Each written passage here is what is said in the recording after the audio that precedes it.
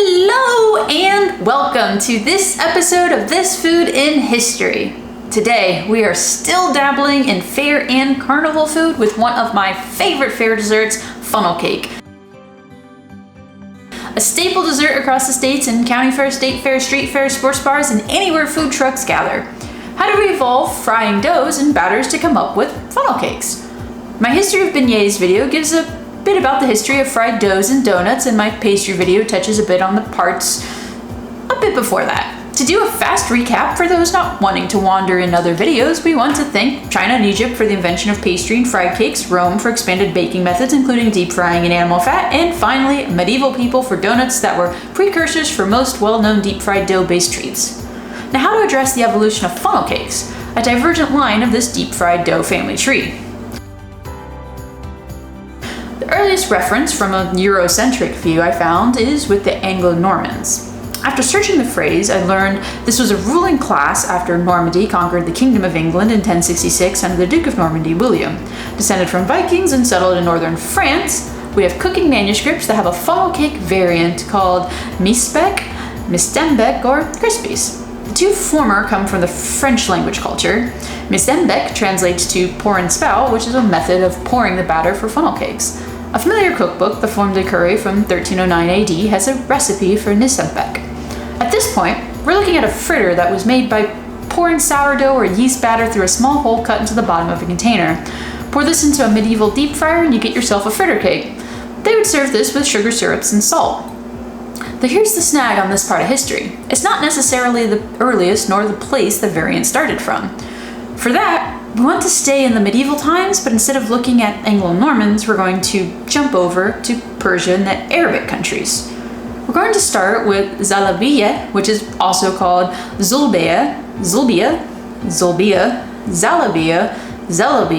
jalabi, jilipi, mushabak, and Zolobiya in the book 1001 Nights that was compiled between the 8th and 14th century. This pulls in from Arabic, Turkish, Persian, Indian, Greek, and Jewish cultures.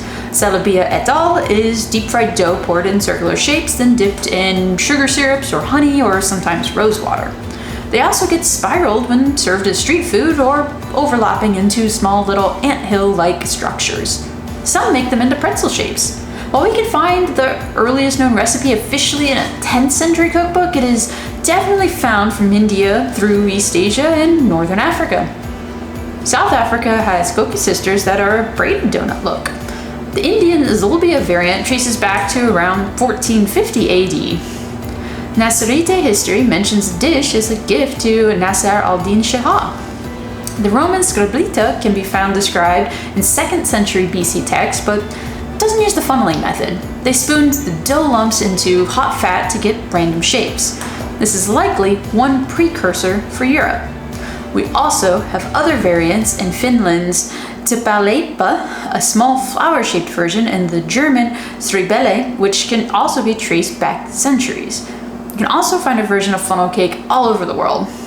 Churros from Latin and Spanish cultures, bolinho de chuvas from Brazil, the Lithuanian, skrudelinas, the Armenian, and the Dutch drechterkoekje.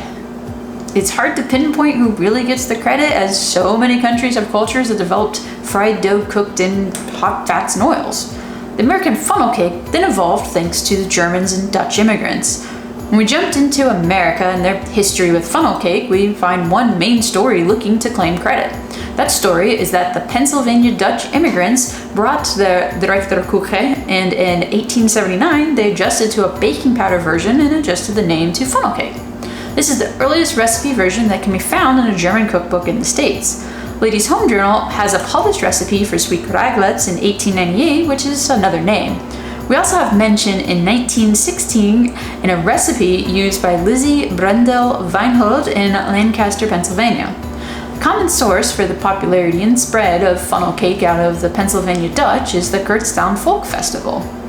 This festival was started in 1950 by a group of professors that wanted to create a folklore center at Franklin and Marshall College in Lancaster. The festival was the first of its kind to promote national interest in a specific region of American culture. The culture gets covered from food to religion with demonstrations and storytelling. though it is known that the journalists at the time helped spread information that was inaccurate, and by 1960 the festival had nearly 100,000 people visit, so some facts did not get straightened out. So what does this have to do with funnel cake? Well, be prepared to be shocked, but they were served there. They were ridiculously popular as well. Grace Merkel Henninger tells the story of making the cakes with her friends Stella Heinle and Emma Miller. Miller gave them the recipe that she used every winter holiday for her family. They had a stand that allowed them to make 4 cakes at a time and sold for 25 cents. It grew to be a trademark dessert at the festival just in that first year. Let's pause on one tidbit from there. Miller made them in the winter holiday season because the cakes were actually a holiday food, like Yule logs, stuffing, and pumpkin pie. It's a family recipe type treat, but rarely made as it used eggs, and fresh eggs were rare in winter months. Christmas, New Year's, and Shrove Tuesdays were common times to enjoy it, but if you had them at all.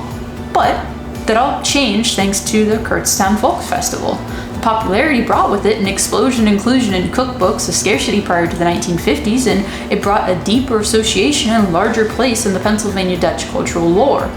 The fact that most families rarely ate the treat no longer mattered. I found mention of a town in New Jersey that also once claimed to the funnel cake's origin, but one thing is definitely certain. After the mid-20th century, they grew in popularity and started spreading amongst the American people, until it became a staple food that you can expect to find at any fair or carnival in America. You'll find versions that are topped and smothered in ice creams, fruits, syrups, sugar, cinnamon, candy bars, and even savory additions. You can find funnel cake that is larger than the plate or small and handheld. There's many ways to enjoy it, just as there's many cultures worldwide that prepare dough funneled into hot oils and fats to bring smiles to the people. This has been This Food in History. I'm Soph. Please like and subscribe for more. Thank you.